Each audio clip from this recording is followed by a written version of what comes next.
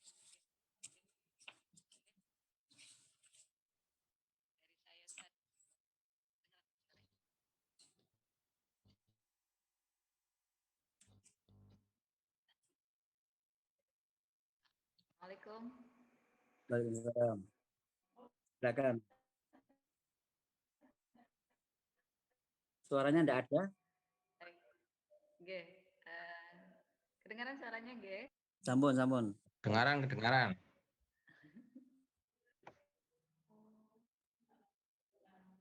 Ya, lambat ya. Mau bertanya, nyambung yang tadi disampaikan ya, bagaimana pentingnya sholat. Nah, kemudian juga sholat itu adalah amal ibadah yang pertama ya, dihisab oleh Allah Subhanahu Wa Taala. Nah, di surat Al-Maun bagaimana di situ disampaikan oleh Allah ya, celakalah orang-orang yang sholat, yaitu orang yang lalai dalam sholat. Nah, ini mungkin Ustadz minta penjelasannya supaya kita tidak termasuk orang-orang yang lalai di dalam sholat itu seperti apa dan kriteria lalai itu seperti apa. Oke. A'udzubillahi minasyaitonir. Wailul lil musallin, neraka wail atau kecelakaan bagi orang yang salat. Alladzina hum an salatihim sahun, yaitu orang yang lalai dalam salatnya ya. Kita semua banyak mendengar para ahli tafsir mengatakan orang yang lalai dalam salatnya bisa dimaknai sebagai orang yang lalai ketika dia menjalankan salat ya. Jadi salat yang lalai bagaimana ya? Salat yang lalai bisa saja ya ketika dia salat ternyata dia tidak ingat dengan Allah Subhanahu wa taala sebagai zat yang memang dia menghadap ya, sholatnya, kualitas sholatnya, jumlah rakaatnya, kemudian efek daripada sholat itu ya. Jadi saudara sekalian, dalam khusus bahasan masalah sholat ini ya, kita sudah diwanti-wanti benar jangan sampai kita menjadi orang yang ngapunten ya sholatnya itu di akhir waktu. Jadi sholat zuhur dilakukan menjelang asar dilakukan menjelang maghrib dan seterusnya ya. Kenapa sholat itu adalah salah satu amal ibadah yaumiyah yang bisa menjadikan hapusnya dosa-dosa kecil yang kita lakukan di antara waktu-waktu tersebut. Contohnya, ketika kita menjalankan sholat asar ya, apalagi dengan berjamaah, insya Allah dosa-dosa kita antara zuhur dan asar itu akan dihapus oleh Allah ya. Ketika kita menjalankan salat maghrib, insya Allah dosa kita dosa kecil antara asar dengan maghrib itu akan dihapus oleh Allah SWT ya. Jangan sampai kemudian ya, kita sering ya ngapunten. Sering kali kita itu ketika sholat waktu takbir aja ingat Allahu Akbar ingat ya. Setelah itu sudah lalai ya. Yang dibaca apa, yang ketemunya berapa gitu ya. Jadi ketika sholat zuhur ini tadi sudah 3 atau 4, ini masih apa sudah tahiyat awal apa belum gitu ya. Jadi kita ini kadang-kadang masih secara makna, secara kelihatan fisiknya memang sholat, tetapi hati kita ngapunten bisa kemana-mana. Oleh karena itu tips dari para ulama ini perlu kita kasih kita pelajari ya. Seperti apa, bagaimana bisa mendapatkan kekhusyuan dalam sholat. Contohnya, sholat itu kalau bisa sebelum berangkat ke masjid, kita sudah wudhu. Ya.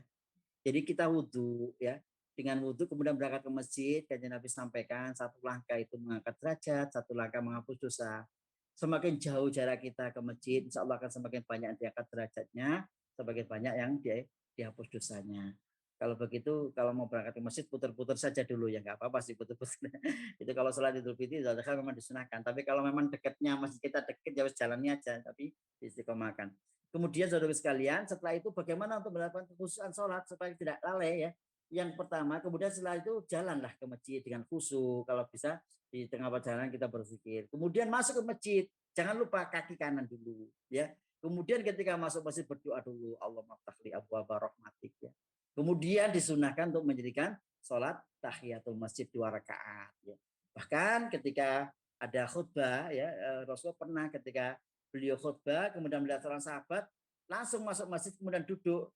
Beliau sempat dialog, ya disuruh berdiri, disuruh menjalankan sholat dulu. Ila itu tahiyatul masjid. Ya. Kemudian ikut sholat bersama imam.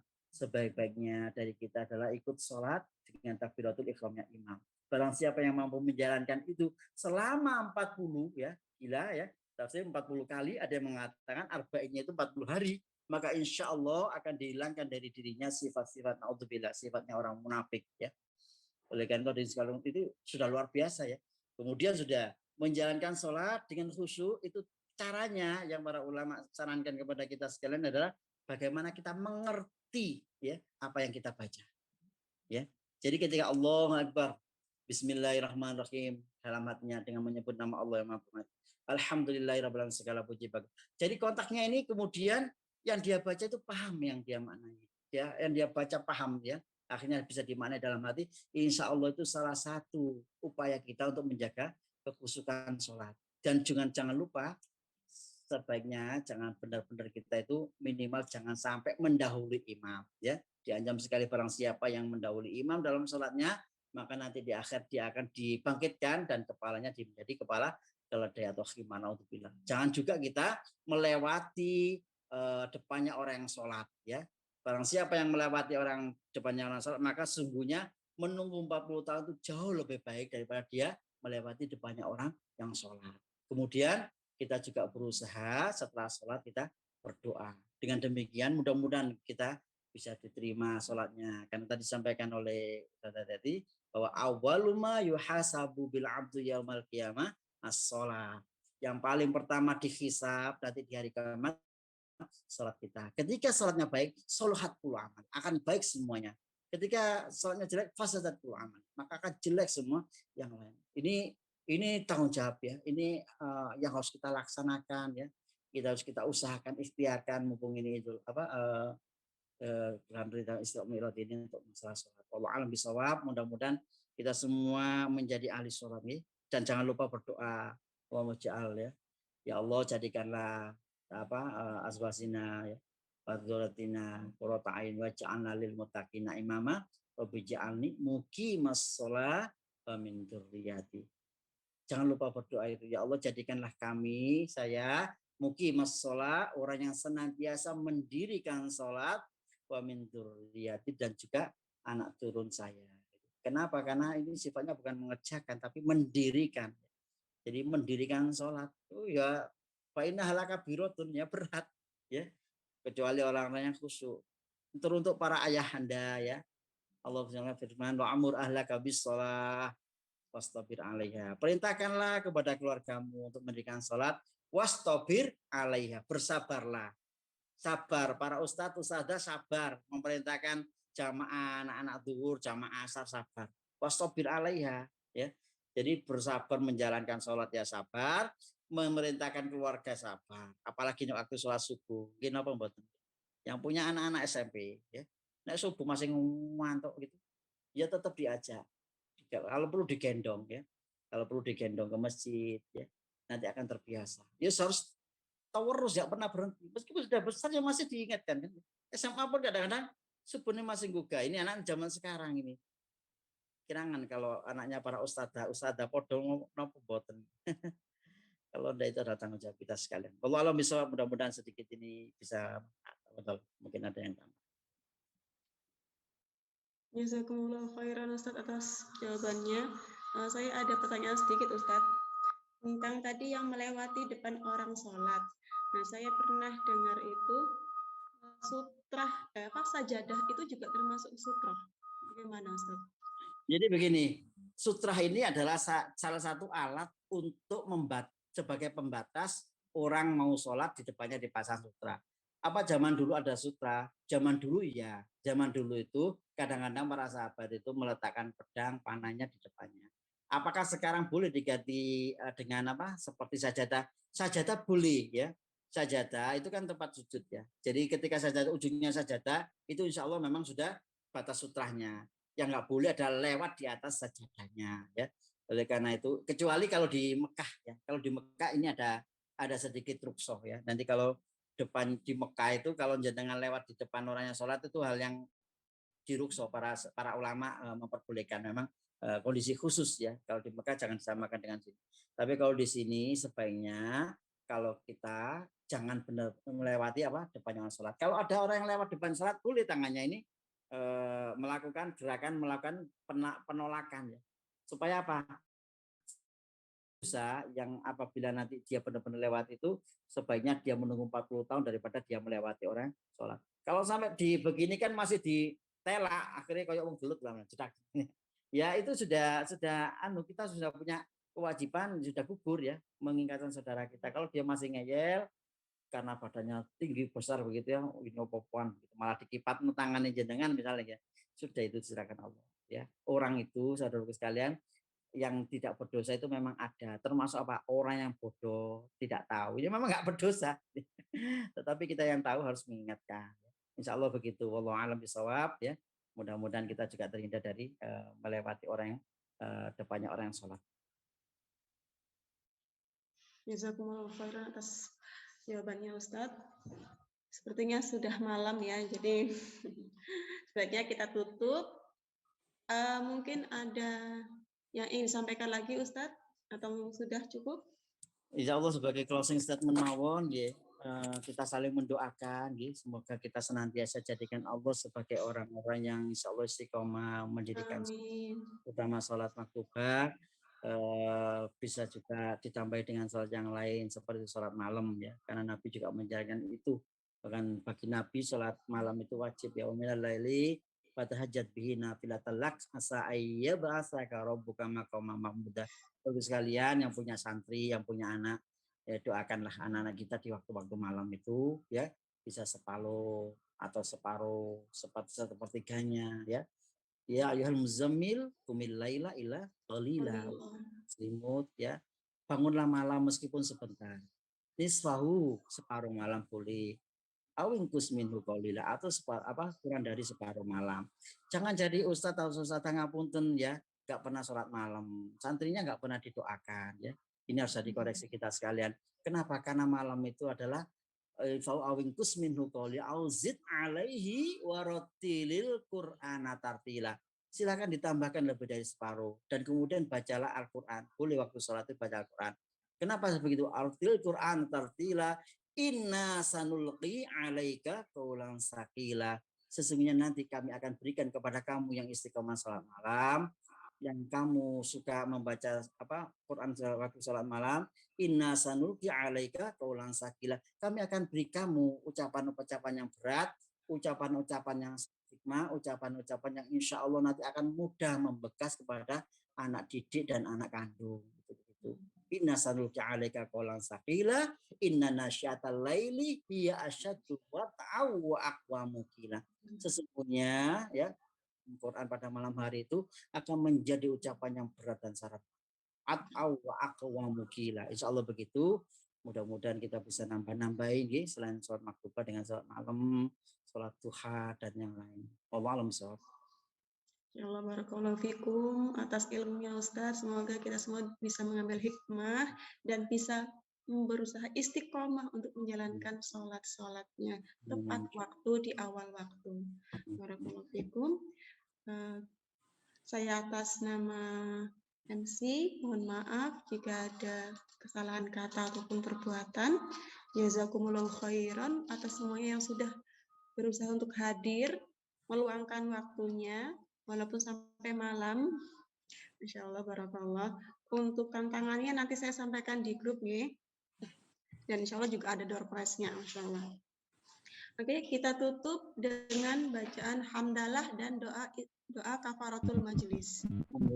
Alhamdulillahirabbil alamin. Subhanakallahumma bihamdika asyhadu an la ilaha illa anta astaghfiruka wa atubu ilaik. Afu minkum. Wassalamualaikum warahmatullahi wabarakatuh. Waalaikumsalam.